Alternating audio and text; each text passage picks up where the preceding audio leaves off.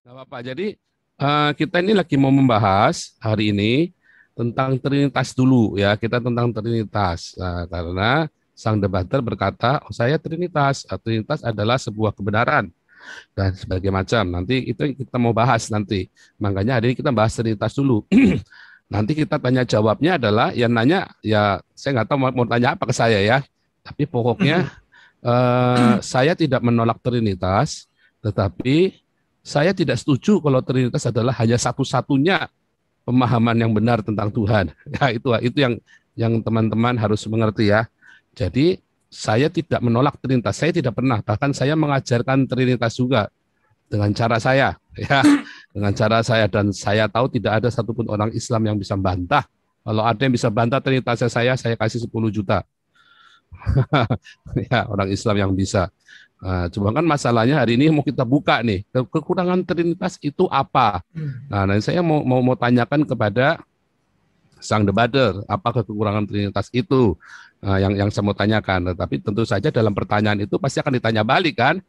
Nanti saya juga harus menjawab, makanya nanti dipakai termin ya, pakai termin selama 2 jam itu. Jadi gitu ya. Jadi nanti teman-temannya mau nanya pun seputar Trinitas ya. Jangan nanya-nanya oneness apalagi segala macam. Nanti mengundang fitnah juga ya. Dan jangan nanya-nanya dogma-dogma yang di luar dogma-dogma yang di luar tema hari ini. Kita fokusnya pokoknya tentang Trinitas, sengketa tanah surga. Kita lagi sebentar. Sebentar. Ada dua, saya jadikan co-host semua. Nanti waktu ini saya mute semua ya, supaya nanti ada orang nyelonong tiba-tiba langsung rusak acara, jangan ya. Saya mute semua. Kalau sampai saya remove, itu biasanya Anda melanggar aturan di sini ya. Bukan saya benci Anda, tapi supaya jangan ganggu kita, karena kita nggak ada waktu buat ngasihati, buat ngurusin gitu ya. Nanti bisa masuk lagi. Nah, kalau sampai saya remove, artinya karena saya nggak bisa mute. Kalau saya mute, berarti mati semua. Mute semua nanti. Makanya saya mute nanti. Coba kita tunggulah dalam 5 menit ini ya. Kita tunggu dalam 5 menit ini sambil kita siap-siapkan eh, mana tadi aturan debat. Aturan debat.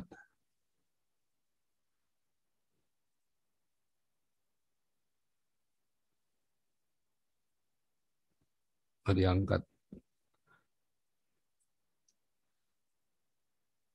Gimana nih Bro Rudi? Ini Pak Jenderal Ikimnya di telepon nggak bisa, ininya juga sulit ini. Dan kita sudah terlambat hampir 20 menit nih kita nih. Ya sudah, gini aja, orang-orang aja bertanya kepada aku biar aku menjawab. Oh mau begitu? Ya, gitu aja. Sebentar. Karena daripada kita berdiskusi, kulihat juga Bro Paul Zhang juga masih abu-abu. Dalam artian Saya nggak abu-abu, setuju, setuju. saya hanya tidak anti dengan yang lain, dengan oneness, dengan Trinitas, dengan Ya, contoh, Unitarian. saya bertuan sama Yesus, tapi saya nggak anti sama tuan-tuan lain. Jadi kita tuannya siapa? Nah, kalau saya bertuhan dengan Yesus, tapi saya anti Tuhan yang lain. Nah, Itu baru jelas kan? panas ya. Mm-mm, Nah, mm-mm. makanya saya bilang, karena masih abu-abu, biar aja audiens saja yang bertanya sama aku, biar aku jelaskan. Biar Hmm, mereka tahu. Tapi kalau bisa yang bertanya itu dari Wanes itulah, biar gampang aku menjelaskannya. jangan sekarang harus gini. Saya sudah punya pola sebab atau begini. Ini karena nggak bisa masuk, kita langsung kita coba mengalir. Begitu agak kacau, kita langsung timer ya supaya jangan berselisih ya. Oke, kita mulai saja. Ya. Sebetulnya saya maunya dibatasi gitu ya. Cuman karena jadi begini, Bro Rudi. Bro Rudi Ya. ini trinitasnya seperti apa? Konsep trinitasnya? Oh, ini udah kita mulai nih ya. Ya, nggak apa-apa. Ini kita nih jam Ya. 12.20 ya. Bro Ya. Rudi ini konsep trinitasnya seperti apa? Kalau bagi saya dari dulu saya tegas bahwa Tuhan yang saya tembak itu Esa. Namun di dalam keesaannya dia memiliki firman dan roh. Dan Tuhan yang saya sembah itu tidak dikatakan Tuhan kalau tidak bisa berfirman, kalau tidak memiliki firman. Dan dia juga dikatakan benda mati kalau dia tidak memiliki roh. Kemudian Tuhan yang saya sembah itu Di dalam Kejadian 1 ayat 1 menjelaskan dirinya bahwa dialah pencipta langit dan bumi. Kejadian 1 ayat 2 bahwa ada roh. Roh Tuhan itu sendiri ada, dia melayang-layang di atas permukaan air, dan itu Tuhannya di mana? Itu di tahtanya, rohnya melayang-layang di permukaan air. Yang ketiga, di situ ada firman Tuhan. Lantas kalau ditanya, apakah roh Tuhan itu langsung di situ? Ternyata tidak. Kenapa? Ayat itu menjelaskan bahwa bumi itu gelap. Karena Tuhan itu adalah terang, di Wahyu dikatakan dia terang, maka harusnya ketika rohnya melayang-layang itu bumi langsung terang, tetapi faktanya gelap. Artinya apa? Tuhan memang bertata di kerajaan sorga, dan sorga itu terang namun ditutup oleh Tuhan sehingga terangnya tidak kemana-mana. Barulah firman Tuhan yang membuat terang bagi bumi di Kejadian 1 ayat 3. Kemudian hal yang sama terjadi ketika Yesus dibaptis. Bapa di sorga ada, roh itu bentuknya burung merpati, setelah itu Yesus ada di dalam air ketika dibaptis. Jadi dari situ saya melihat bahwa Tuhan sanggup menjadikan firman-Nya itu menjadi sebuah wujud, menjadikan rohnya menjadi sebuah wujud, dan Tuhan itu sendiri ada di tahtanya. Sehingga pada saat itu kita melihat ada tiga oknum lah ya. Ada Bapa di sorga, roh, dan firman itu sendiri. Nah, apakah ketiga-tiganya satu? Ya, satu. Dia bisa memanggil pulang itu semua. Ya, dan bisa kembali kepadanya semua. Apakah Tuhan bisa menjadikannya lagi? Bisa, suka-suka Tuhan. Itu dijadikan ketika bumi belum dicipta, itu ada tiga wujud terjelaskan. Baru ketika Yesus itu jaraknya ribuan tahun. Dan bisa juga dijelaskan. Nah, sekarang permasalahan setelah Yesus datang ke dunia. Orang tidak tahu dan tidak kenal siapa Yesus. Padahal Bible dengan jelas mengatakan Yesus itu adalah firman Allah yang menjadi manusia. Dan manusianya itu diberi nama Yesus. Kan demikian. Makanya ada yang bilang, loh, Yesus kan berkata bahwa dia ada sebelum dunia ini ada. Betul. Itulah Yohanes 1 ayat 1. Pada mulanya dia firman Allah. Firman Allah itu kan ada sebelum dunia ini ada. Kan demikian. Bahkan dibilang, loh, sementara internetku tidak stabil. Nah, kemudian ada lagi yang mengatakan, lah, bukankah Yesus ciptaan mula-mula? Ya, firman Allah itu boleh dikatakan juga ciptaan Tuhan. Ya, tetapi bukan ciptaan seperti menciptakan langit dan bumi. Tidak mungkin Tuhan berkata, berfirmanlah Allah, jadilah firman. Tidak ada itu. Maksudnya ciptaan di sini adalah bahwa firman itu keluar dari dalam diri Tuhan, adalah kehendak Tuhan, pemikiran Tuhan yang diucapkan ke dalam dunia ini. Nah, itu yang bisa saya sampaikan agar kita bisa berdiskusi. Silakan. Sengaja saya pancing hanya seperti itu. Silakan. Ya, sekarang saya mau nanya, Bapa ini bentuknya apa? Bapa bentuknya adalah roh, karena di Alkitab dikatakan Allah itu adalah roh, roh adalah Allah. Jadi Bapa bentuknya Bapa adalah roh ya. Setuju ya. Nah, pertanyaannya lagi, kalau Bapa itu adalah roh, Roh Kudus itu bentuknya apa? Nah, Roh Kudus itu bentuknya ya roh. Ini dia. Nah, Bapa adalah roh, Roh Kudus adalah bentuknya roh. Roh di sini bisa berubah menjadi berbagai bentuk. Ya, loh kok bisa begitu? Ya, ketika Bapa mengutus rohnya kepada Musa itu dalam nyala api, kepada Yesus burung merpati. Tetapi Bapa itu sendiri kalau ditanya rupanya, bentuknya itu seperti manusia.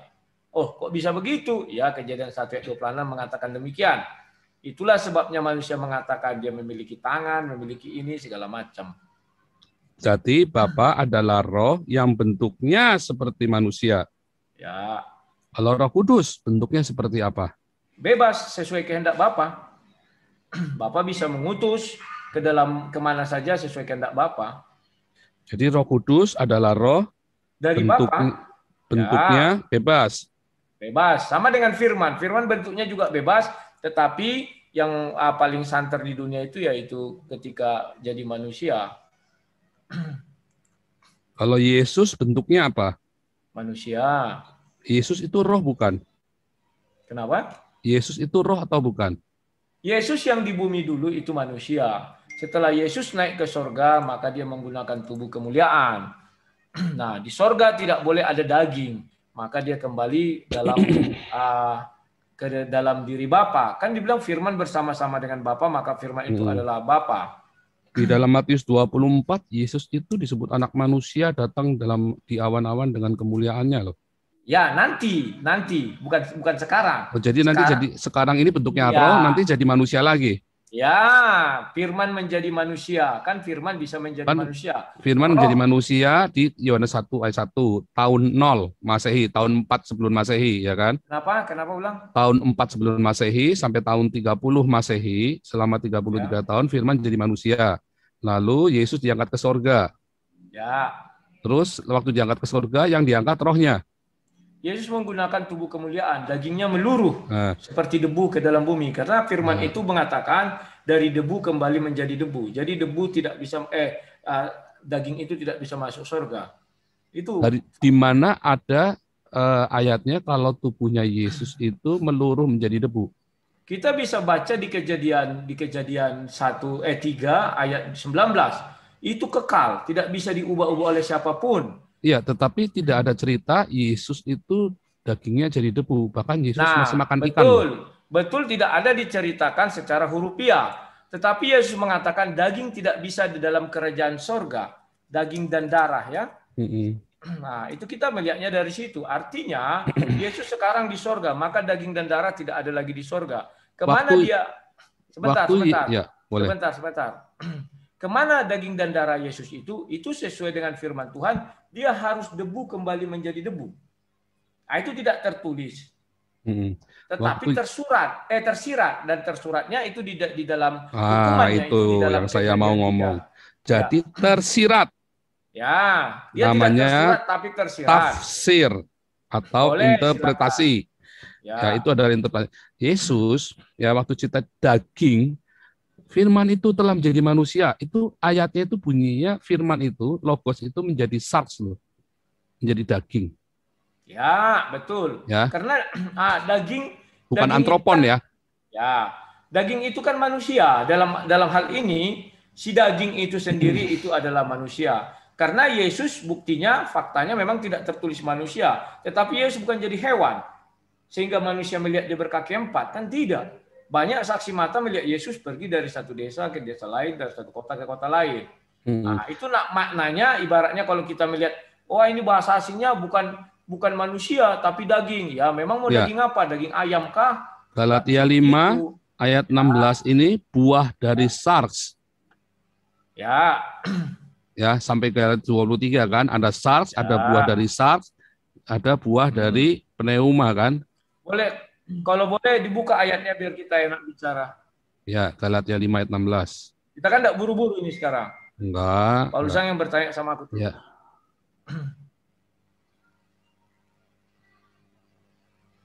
Ya.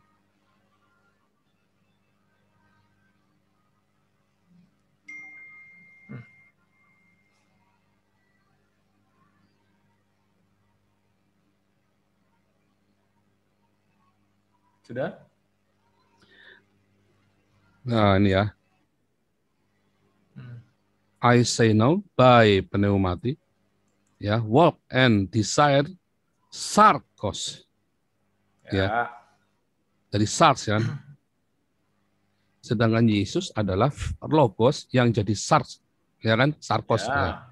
Ini nomornya sama ya, 64.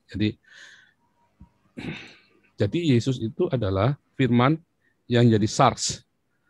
Nah, kalau buahnya sarx itu adalah percitraan, perseteruan, percabulan, hati dengki dan seterusnya. Nah, tetapi Yesus jelas walaupun dia firman yang jadi sarx di dalam Lukas 4 ayat 1 dikatakan ia dipimpin oleh pneuma. Tapi sebentar, di situ bukan daging mati loh. Maksudnya itu daging di situ manusia. Kalau daging nanti seperti daging yang di pasar itu, dia tidak bisa begitu cara melihatnya, tidak bisa cara betul. Harus hurufiah. Jadi kata-kata di dalam Yohanes 1 ayat 14 firman menjadi sarx itu bukan firman itu menjadi daging tetelan, bukan. Ya. Nah, tetapi betul. Firman menjadi sarx yang ini nih. Sarx. Artinya kalau dalam bahasa sehari-hari kan ini adalah hawa nafsu kan. Dia juga tidak bisa dikatakan seperti itu. Kalau sarx itu namanya buah dari daging, buah dari Jadi kita nanti kedagingan. di Nah, situ, dalam bahasa kita ya, sehari-hari kan kedagingan kita ya. dan Jadi kerohanian maksud saya kita. di situ nanti jadi kita tergiring seolah-olah kita nggak pandai. Ini tulisannya SARS gitu kan. Ini daging. Datangnya, oh daging. Berarti daging berapa sekilo? Oh Bukan bukan, kalau itu. Ya dagingnya 1 kilo makanya, berapa itu adalah basar. Beda lagi. ya Nah, makanya ya, jadi itu bukan. jadi makanya itu menunjuk kepada manusia. Jadi Manusia. enggak menunjuk ke manusia, lagi menunjuk kepada kedagingan. Karena Ya, kalau manusia dia akan bilang tidak antropon. mungkin kedagingan itu sifatnya bukan benda. Kedagingan itu adalah perbuatan-perbuatan. Ya, Kata kerja di situ banyak. adjektif. Kedagingan itu adalah Ah, sebuah adjektif. Nah, hmm. sarx ini buah dari Jadi Yesus daging, itu ini noun ya. Yesus Buah dari bukan daging ini noun, ya. ya kan? Jadi Yesus itu bukan sesuatu yang abstrak, dia nyata, dia berarti sebuah benda. Iya, Bendanya apa? Manusia. itu interpretasi, Oke. ya. Sekarang enggak ada Interpretasi. interpretasi itu, enggak interpretasi. Faktanya sejarah menuliskan Yesus itu manusia. Bukan dia Tetapi berupa tidak sifat. pernah ditulis firman itu menjadi antropon. Nah, Kita lagi itu kan membahas Yohanes 1 ayat contoh. 14 dulu, Ya, ya kan? contoh. Ketika orang berbahasa itu kan belum sempurna. Sekarang itu kalau Paul Zhang tahu tahun berapa itu diterjemahkan menjadi seperti itu, kita nggak tahu. Ketika itu dibuat tahun itu, bahasa belum selengkap sekarang. Itu kan berkembang dan berkembang. Nggak pernah berubah ya, dari mulai ayat Alkitab ini ditulis, minuskulnya, bahkan yang disalin di Siapa Vatikanus, bilang nggak pernah Alexandrianus, berubah? Dari nggak berubah mana loh. dapatnya Mulai berubah Tertullianus? itu, teks Yunani itu mulai berubah itu zamannya teks Reseptus. Sebelumnya teks Nah, Reseptus itu nggak pernah Tertullianus berubah. tahun berapa hidup? Tertullianus itu Tahun 1. Tertullianus itu tidak mengkanon loh, tidak menulis loh, Ya, tidak menyalin maksudku loh. tadi yang mengkanon siapa? Coba mengkanon tadi aku udah dengar kayak gitu. Coba Paul Ya, Zhang yang mengkanon siapa? dari zamannya Polikarpus itu kan murid-muridnya Oke, Yohanes kan, Polikarpus tahun berapa itu? sekitar Polikarpus tahun tahun berapa? 100, tahun 100. 100. Sedangkan kejadian ini tahun 1.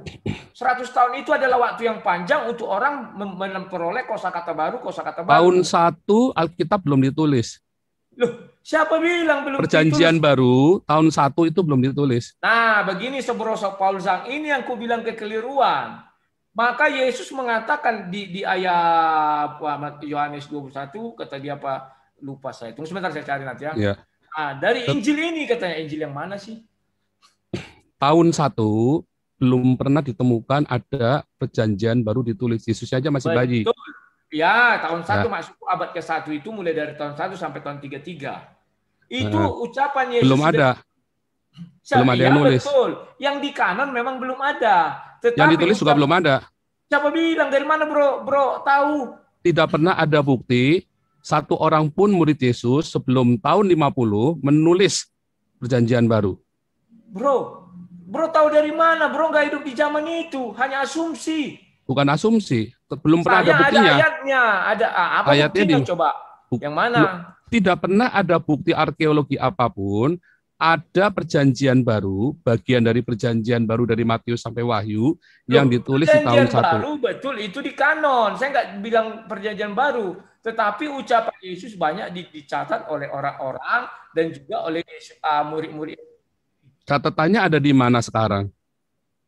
Sekarang kita nggak tahu di mana. Nah, iya, berarti nggak ada. Jadi jangan bicara yang nggak ada. Loh, nggak boleh kita bicara yang nggak ada. Kalau yang nggak ada ditulis, kita nggak bisa pakai. Sekarang itulah science. Ya, sekarang science ya. Sekarang saya tanya Paul Zhang. Paul Zhang bilang bahwa itu tidak ada zaman segitu. Memang Paul Zhang udah hidup zaman segitu? Kan tidak. Ya, nyatanya tidak ada bukti. Siapa bilang nggak ada bukti? Kita aja belum menemukan. Bisa jadi di Katolik Rom ada surat-surat itu semua. Nggak ada, di Katolik Rom juga nggak ada. Sudah masuk ke Roma? Saya kan tinggal di Eropa. Nah, saya jamin nggak ada. Nggak, saya jamin nggak ada. Saya berani bertaruh. Saya berani bertaruh 1 miliar. Tidak pernah. Sudah sampai ke semua seluruh Vatikan itu sudah dijalani oleh Paul Zhang?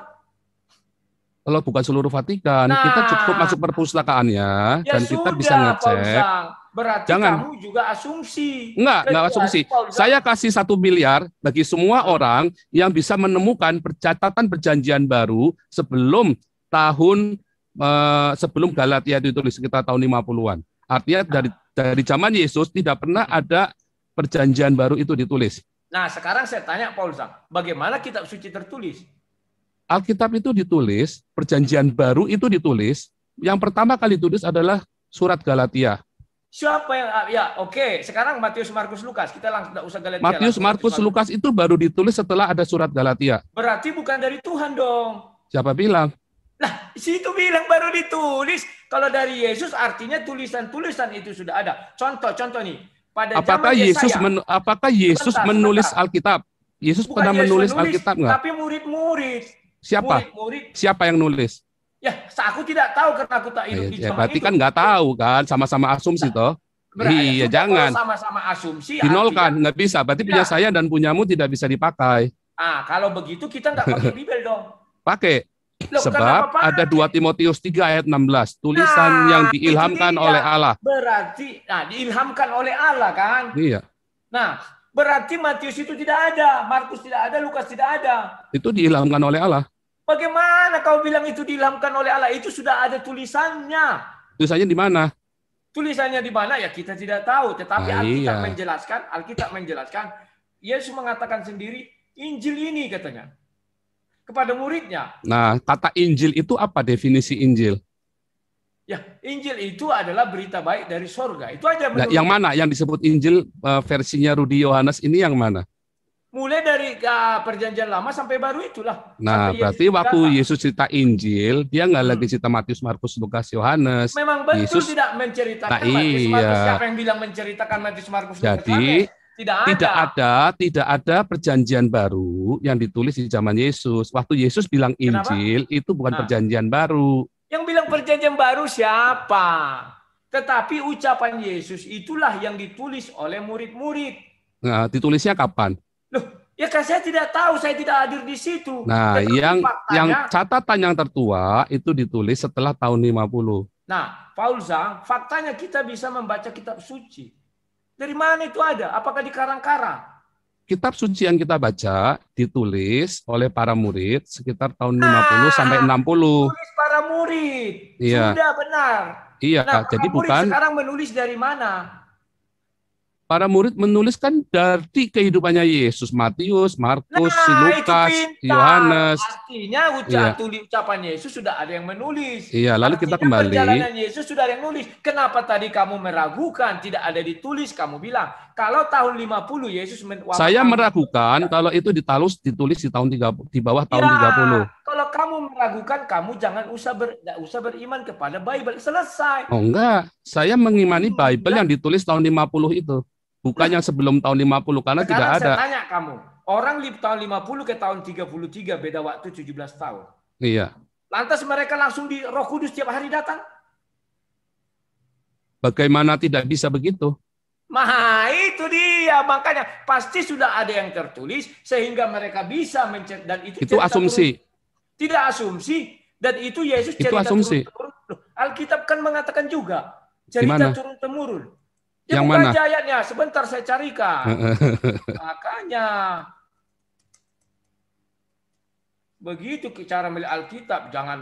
Memang kita sama-sama tidak ada hadir di situ. Kalau misalnya kita mengadakan standar ganda, ketika orang mengatakan begini sama saya, kamu juga tidak hadir. Dia tidak ada yang tahu. Sebentar ya. Ini mengenai ajaran turun. Ini saya mau menjelaskan bahwa ajaran itu ada turun-temurun. Saya tidak melihat isi apanya. Kolose 2 ayat 8 dikatakan sana, hati-hatilah supaya jangan ada yang menawarkan kamu dengan filsafat yang kosong dan palsu menurut ajaran turun-temurun. Nah, ya artinya ajaran itu ada turun-temurun. Itu nggak lagi cerita perjanjian baru. Ajaran itu artinya tahayul dari moyang dan segala macam yang ajaran turun-temurun yang tidak tertulis di dalam Alkitab dan itu bukan oral Torah. Itu berbeda konteksnya. Jadi nggak ada cerita itu. Saya hanya mengambil. Nggak nyambung. Nyambung. Enggak. Karena ternyata ada ajaran yang turun-temurun. Banyak. Ya udah, Cerita Nyi Roro artinya Kidul juga ajaran Yesus. temurun-temurun. Betul, makanya ajaran hanya jarak 17 tahun, artinya ada ajaran Yesus yang diucapkan orang turun-temurun. Turun-temurunnya apa? Yang saya ambil. Apa arti turun-temurun apa sih? Ya, dari bapak ke anak, dari anak Nah, ke sekarang cucu atau Yesus generasi. ngajar ke siapa? Yesus mengajar kepada murid-murid, kepada orang Dan banyak. muridnya yang nulis kan? Nah, berarti bukan betul, turun-temurun itu ada namanya. yang nulis, ada Itu yang bersaksi. jadi namanya bukan Ya sudah, tadi turun-temurun. kok Paulus yang melawan katanya tidak ada tulisan, aku jadi Loh, bingung tidak ada nih. tulisan di zaman Yesus, Nah, tidak tadi satupun yang kamu nulis.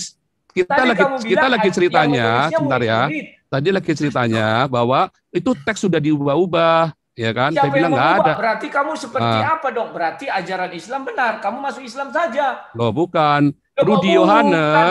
Rudi Yohanes tadi berkata bahwa teksnya itu sudah berubah-ubah karena kata-kata itu berkembang. Saya bilang Saya tidak tidak bisa. ada teks yang berubah-berubah. Saya tidak bilang teks yang berubah. Tetapi perbendaharaan kata. Nah iya, kalau perbendaharaan katanya berubah, berarti teksnya berubah. Tidak dong, teksnya tetap, perbendaharanya berubah, artinya yang berubah. Contoh, Jadi contoh teksnya, seperti apa coba? Contoh Mungkin misalnya aku bilang bisa. Anggaplah bisa dulu itu racun ular. Tiba-tiba bisa itu dapat, mampu. Gimana sih? Tapi teksnya berubah. Tidak, tetap bisa. Artinya yang mengalami Contoh lagi. Nah, sekarang kita contoh kata SARS aja dengan antropon tadi. Ya, apa yang mau dicontoh? Apanya yang berubah yang mana? SARS dengan antropon. Firm logos berubah jadi SARS. Pengertiannya. Dan kamu tadi pertama membilang daging. Sesudah itu kamu bilang nafsu. Oh bukan, saya tidak pernah bilang daging tetelan. Namanya daging, pengertiannya kita dalam Alkitab. Keinginan daging, itu bukan daging tetelan. Keinginan daging, berarti dia bukan benda. Loh, kalau keinginan daging itu jelas noun. Ayatnya sudah jelas. Kok benda. Contoh, saya ingin makan. Apakah keinginan saya benda? Aduh. Jauh-jauh lah kau. Aduh, matilah kita. Lihat tuh ya. Ini apa nih? Ini ada di layar Anda ya. Desire of the flesh. Ini noun, ini noun. Saya nggak tanya itu. Loh harus ini. Kalau enggak nanti dasku. Nanti kita debat kusir. Terminologinya harus sama, aturannya seluruh dunia begini. Loh, kok terminologinya? Loh Bu, ini memang aturan gramatikal bahasa Yunani begitu. Oke, contoh keinginan daging apa? Keinginan daging itu percitraan, perseteruan, percabulan. Benda itu, keinginan bukan benda bro. Ini benda noun, udah jelas. Enggak, saya nggak mau tahu itu. Sekarang kita loh, ya jangan nggak mau tahu. Nanti kamu bikin terminologi sendiri, saya bikin terminologi sendiri, nggak bisa, nggak boleh. Kamu memberi contoh. Ya ini aturannya begini. Ya sudah. Jadi harus kita balik. Alkitab kita itu bukan bahasa Indonesia. Perjanjian baru itu bahasa Yunani. Jadi kita harus ikutin aturan mereka. Nggak bisa bikin aturan sendiri. Beri contoh. Bahwa itu benda, keinginan daging. Nah ini keinginan apa? Coba. Noun. Saya nggak tanya itu, saya ingin contoh. Anggap saya bodoh, saya nggak tahu itu naun-naun. Penting beri saya contoh. Keinginan daging apa? Biar kita lihat benda apa enggak. Ya, saya tunjukkan ayatnya. Saya ingin makan, makanannya benda. Ini ya. Benda. The work of the flesh, which are sexual immorality tadi ya. Ini noun, ini sexual immorality noun, impurity ini noun, sensuality ini noun. Noun itu artinya kata benda, ya. Contoh, kasih saya contoh langsung. Bendanya itu. Nah ini tadi, baru tadi itu. Nah ini ya, no, idolatry. Kasih dalam kalimat contoh. Idolatry. Nah ini Galatia 5 ayat 19-20. Keinginan daging adalah, ini semua kata benda semua. Ya, apa dibuat di situ keinginannya? Contoh keinginannya apa? Bacakanlah ayatnya, buka biar semua orang tahu. Nah itu tadi idolatry, sorcery, enmity, strife, jealously, itu semua. Jealous. Saya nggak tahu bahasa Inggris, tapi saya tahu jealous. Itu benda. Nah itu noun. Benda itu. Itu noun. Apa bendanya? Ya bentuknya apa? Coba jelaskan sama saya bentuknya apa, bendanya. Namanya grammatical noun, ya itulah noun, itulah kata benda. Nah, sebab saya tahu maksudmu, kamu tuh berpikir 3 dimensi. Harus ada bentuk, harus ada panjang, lebar, volume. Tetapi di dalam gramatikal Yunani nggak kenal begitu. Namanya jealousy, itulah kata benda. Iya. Ya. Makanya nggak boleh kamu bikin terminologi sendiri. Disitulah kegagalan para teologis, para apologet, karena dia tidak tahu bahasa aslinya. Ya. Iya. Ya. Terus. Ya udah begitu. Jadi yang namanya SARS itu adalah sebuah kata benda. Ya, betul. Ya, betul. Iya, oke ya. Oke. Nah, sekarang kita balik lagi. Nah, kalau Yesus itu adalah SARS, bagaimana mungkin Yesus juga adalah pneuma? Sorry. Apa pneuma? Biar lebih jelas kamu yang Kan tadi bilang roh, ya kan? Kan tadi saya tanya, Yesus itu apa? Oh, itu Yesus adalah roh. Bagaimana SARS itu adalah pneuma? Nah, yang SARS itu di mana? Kan tadi Yohanes 1 ayat 14, Logos sudah menjadi SARS. Di bumi apa di sorga? Yesus selama di bumi adalah SARS, ya kan? Ya. Terus di sorga? Selama di surga ini SARS atau pneuma? Nah, aku nanya malah ditanya. Coba dijelaskan. Ketika Yesus di sorga gimana? Tuh nggak tahu, saya justru nanya. Ini kan konsepnya Trinitas. Yang membedakan di bumi, di surga segala macam kan Trinitas. Loh, bertanya malah dijawab dengan pertanyaan. Ayo, sekarang Yesus masih SARS kah di sorga? Oh enggak, kalau SARS itu sudah jelas. SARS tidak masuk kerajaan surga. Ya, sudah. Terus SARS-nya kemana? SARS-nya kemana? SARS-nya tidak pernah menjadi debu, nggak ada. Jadi apa? Apanya? Nggak jadi apa-apa. Sebab ya berarti kita masih ada dong ceronggo, nggak jadi apa-apa. Oh bukan, karena kata SARS itu bukan 3 dimensi yang panjang kali lebar yang punya volume. Bukan. Lawatan apa lagi nih Pak? Itu bukan lawatan. Kata benda yang namanya noun, ya itu bukan panjang kali lebar kali tinggi. Nggak ada. Ini namanya 3 dimensi. Yang namanya kata benda, noun itu bukan panjang kali lebar kali tinggi. Yang namanya noun adalah sebuah kata nominatif, kata yang dibendakan. Ya betul. Yesus kata benda. Iya, jadi kata SARS, kata SARS itu bukan kata panjang kali lebar kali tinggi yang bentuknya daging tetelan. Kata SARS itu adalah sebuah kata yang namanya hawa nafsu yang tadi dimaksud dalam Galatia 5. Oh, Yesus hawa nafsu. Oh iya, Yesus punya hawa nafsu. Oh punya, bukan hawa nafsu kan? Punya. Dan Yesus itu adalah firman yang menjadi hawa nafsu. Oh jadi hawa nafsu, baru tahu saya Yesus hawa nafsu. Loh, pada kenyataannya ini SARS kok, keinginan SARS. SARS yang mana lagi coba ini? Ini SARS yang mana lagi? Saya tanya, Yesus menurutmu manusia apa kata benda? Yesus itu, kalau kata benda jelas, Yesus itu nominatif. Loh, kata benda juga nominatif. Manusia juga nominatif, antropon itu juga nominatif. Makanya terminologinya harus benar dulu. Ya. Berarti terminologimu salah semua tadi. Dari tadi terminologimu, semua salah. Harus diluruskan lagi. Berarti menurut Paulusan, Yesus itu kata benda atau manusia? Yesus itu adalah kata benda. Ya. Dan manusia adalah kata benda. Ya. Jadi Yesus adalah benda. Ya betul. Berarti Yesus kata benda dan Yesus adalah benda. Ya udah. Sekarang nafsu itu kata benda. Nafsu juga kata benda. Ya udah. Berarti Yesus adalah nafsu. Yesus adalah nafsu. Kok kamu bilang Tuhan? Kenapa tidak bisa? Jadi Tuhan nafsu. Mengapa tidak bisa? Apa definisi kata Tuhan buatmu?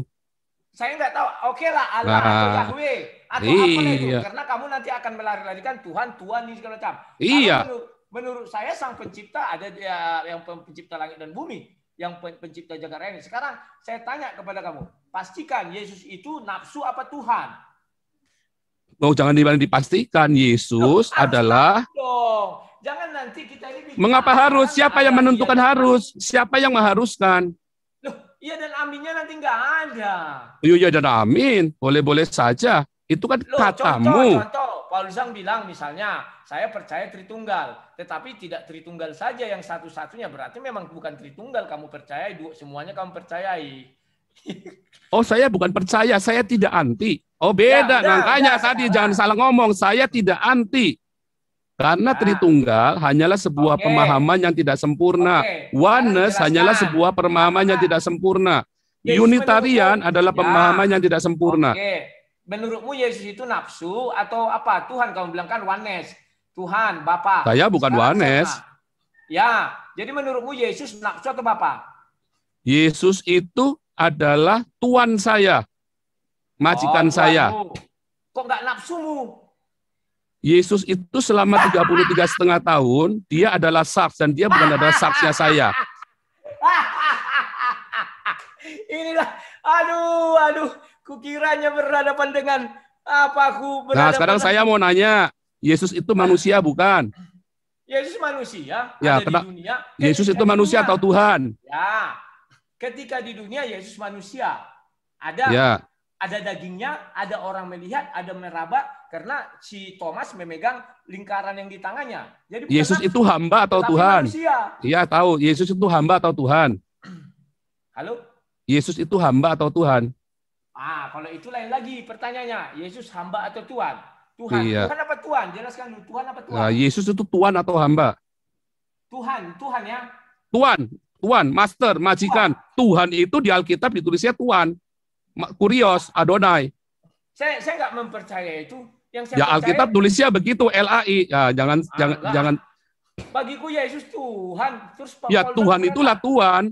Tuhan itulah Tuhan. Enggak. Ayo kita buktikan. Semua kata Tuhan dalam Perjanjian Baru berasal dari kata kurios yang artinya Tuhan. Iya. Astaga, listrikku ngedrop. Apa ini setiap malam begini? Halo. Iya. Suaraku kedengaran? Dengaran. Bagus. Bagiku Yesus Tuhan. Semua kata Tuhan di Alkitab berasal dari kata kurios yang artinya Tuhan. Bagi saya Tuhan pencipta alam, buktinya siapa? Si Thomas mengatakan theos, kurios dan theos. Itu saya kalau lewat di padang rumput, saya masuk ke masjid nih, itu saya kencing di masjid. Lalu itu ustadznya bilang, "Iya Tuhan Allah." Apakah saya Allah? Mereka bukan bilang Tuhan. Ya Rob, ya Robi, ya Allah. Apakah saya Allah? Paul Zhang tidak saya kencing di masjid nih, Paul Zhang tidak Terus bisa memaksakan ustadznya, kehendak kepada saya. Oh bukan. Paul Zhang tidak bisa memaksakan kehendak kepada saya. Tadi Paul Zhang bertanya, menurutku Yesus itu apa? Manusia apa Tuhan? Saya bilang Tuhan.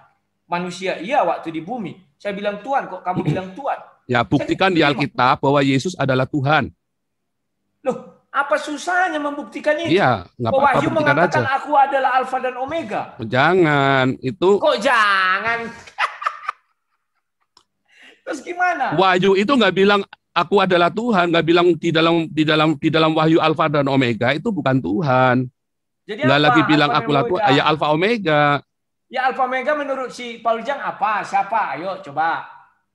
Jangan ditanya balik, kan saya nanya. Saya sudah buktikan jawab, di dalam Alkitab Yesus itu adalah Tuhan. Ayatnya di mana aku adalah Tuhan. Saya katakan Yesus mengatakan aku adalah Alfa dan Omega. Apalagi aku dan Bapa adalah satu. Itu bukan menunjukkan Yesus adalah Tuhan.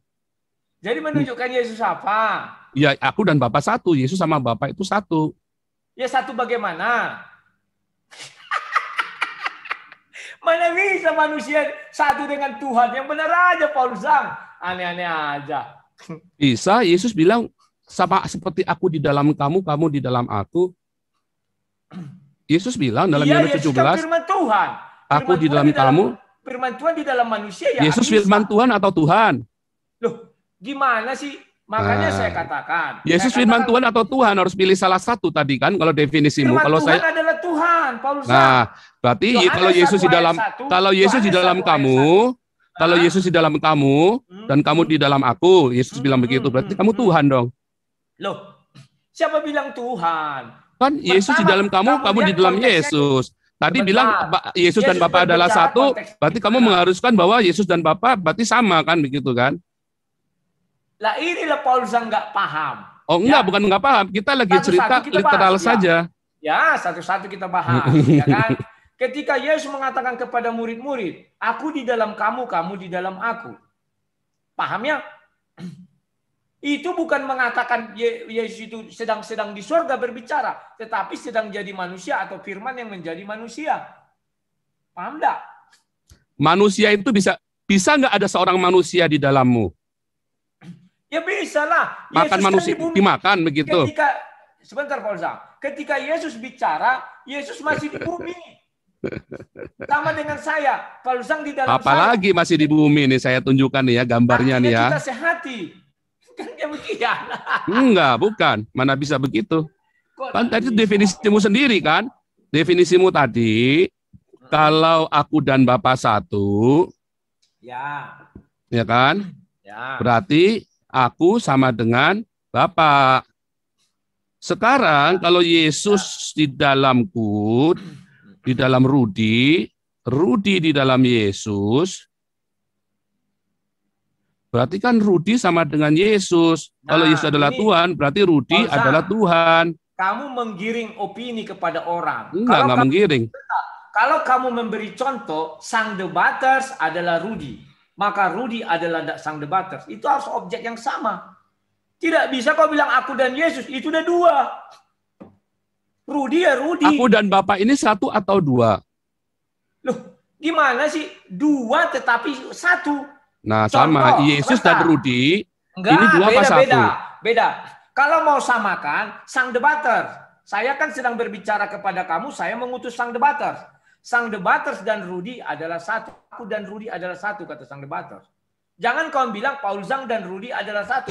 Maka Paul Zhang adalah Rudi. Enggak bisa. Sama dengan kau begitu, sama dengan para begoders itu. Pada mulanya adalah kursi. Kursi bersama-sama dengan tukang. Allah. Itu dua bentuk yang berbeda. Ya, Eli, Eli lama sabatani. Ya, ini Yesus lagi di bumi. Terus dia bilang, Eli, Eli, mengapa kau tinggalkan aku? Pergilah si El. Ya, kenapa? Berarti Yesus ada di sini, El ada di sini kan? Terpisah kan? Ada yang salah?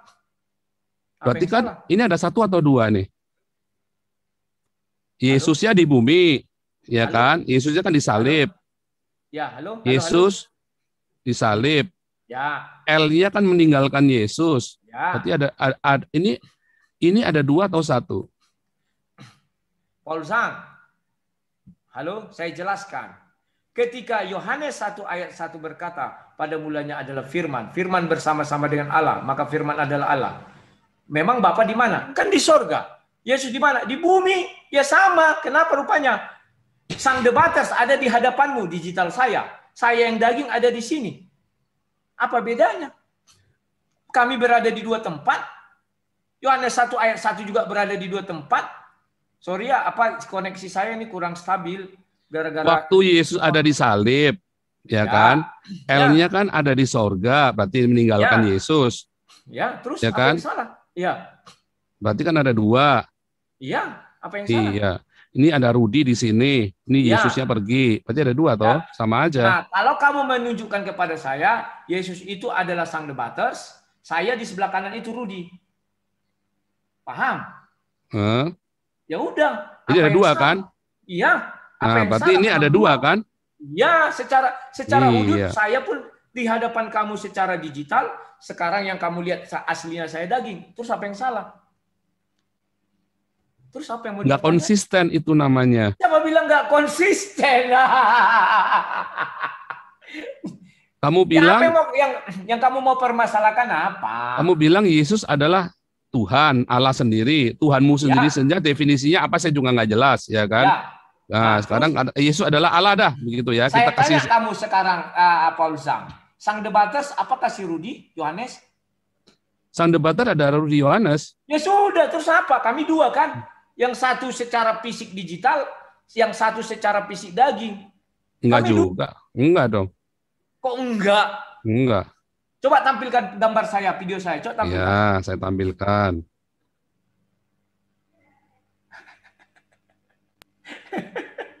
Saya tampilkan, udah. Mana nggak ada lihat? Saya nggak ada lihat. Ada. Saya ada. Kelihatan. Kelihatan. Nah, sekarang yang di hadapanmu siapa? Saya ganti namanya misalnya sang debater.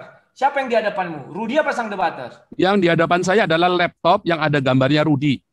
Ya, sang debaters. Bilanglah sang debaters.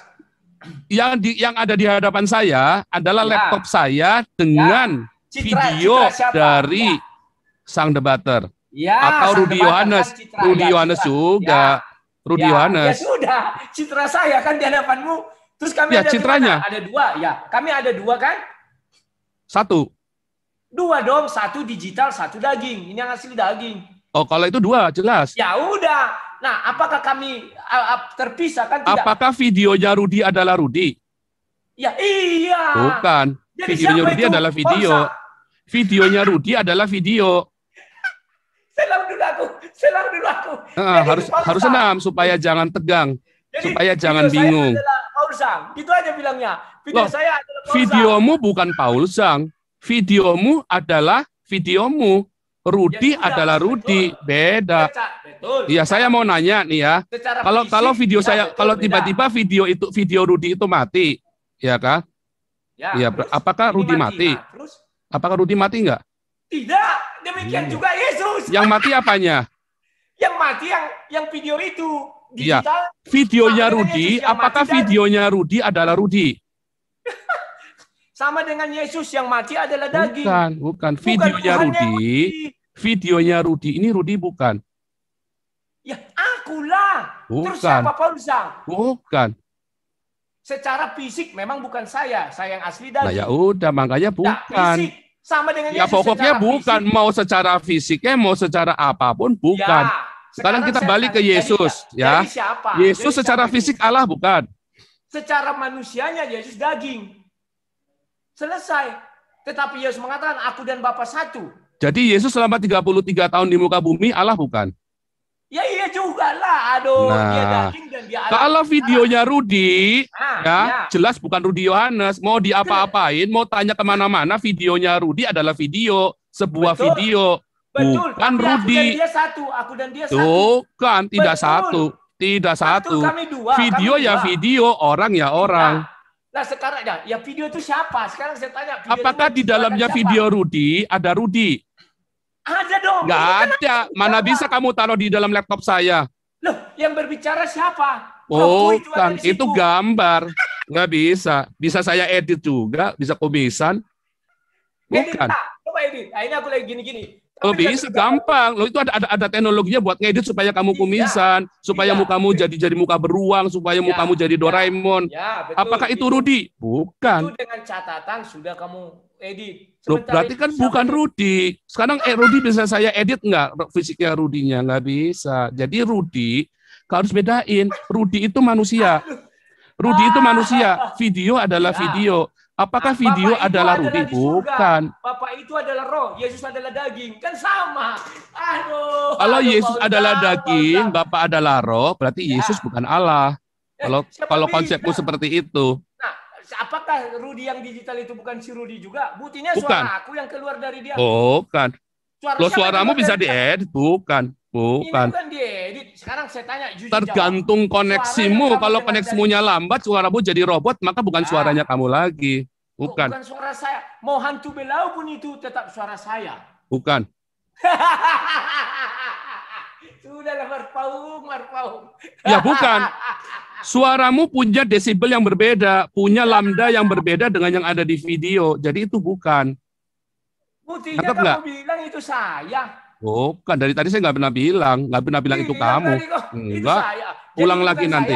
Aku yakin nggak? Ulangi lagi deh. Karena saya tahu trik ini. Jadi aku yakin nggak akan begitu. Namanya video, namanya voice di dalam telepon itu bukan. Dari awal kamu bilang suaramu itu bukan Rudi. Dari awal kamu bilang Rudi. Enggak, putar lagi nanti. Bukan. Video Rudi bukan Rudi. Saya tidak pernah begitu. Saya kasih 10 juta kalau saya ngomong begitu. Putar lagi. Nah, iya loh. Kamu panggil saya Rudi kok. Oh, kamu maksud begitu? Enggak. Gini, kalau saya panggil kamu Rudi, saya manggil videonya kamu. Ngerti enggak? Kita ini ada perantara medium yang namanya video. Video saya bukan Rudi. Sekarang kalau saya ludahin nih layar video saya nih. Ya, kamu, ya kan? Misalnya nih, saya ludahin situ, ya kan? Ini kan kamu kan nggak tahu saya yang ludahin kamu kan? Kenapa? Kalau kamu bilang nggak, misalnya ini kan kita cerita nih, ini sorry nih ya, cerita nih, saya ludahin begitu. Apakah saya meludahin Rudi? Loh, karena itulah keterbatasan saya nggak seperti Tuhan. Kalau Tuhan Yesus Berarti itu ilustrasimu tahu. itu tidak bisa mengilustrasikan Tuhan. Siapa nggak bilang nggak bisa? Saya balik lagi nih ya. Saya meludahi laptop Sebentar. ini saya yang ada Yang gambarnya kedua, Rudi. Apakah yang saya kedua, meludahi Rudi? Paul Zhang. Ya, kamu meludahi Rudi. Yang kedua, Paul Zhang. Enggak dong. Kekurangan Saya tidak saya dari meludahi suara Rudi, saya sebentar. meludahi laptop saya Ya, namanya, ya, ya. bukan meludahi Ya, Rudi. betul. Paul Zhang. Anggap ya. Ya, udahlah biar senang kau. Paul Zhang, dengar Enggak. ya. Yang kamu hadapi adalah videonya saya dan Nggak videonya saya apa-apa. berbicara Ya, dengan ya, videomu. ya, ya, betul, Iya, betul. jadi Ya, bukan kamu. ya. Oke, ya, ya. Tarik dulu nafas. Benar-benar aja. Oh, kalau saya dari tadi tenang-tenang justru, makanya saya lagi pengen tahu nih cara logikamu berpikir supaya jangan membuat terminologi sendiri. Dari tadi yang kamu katakan semua adalah terminologimu sendiri, Itu bukan terminologi yang benar, yang ada di dalam logika berpikir yang umum. Paul Zhang, kamu bisa putar video kita dari awal kamu menyebut Rudi, bro Rudi. Ya.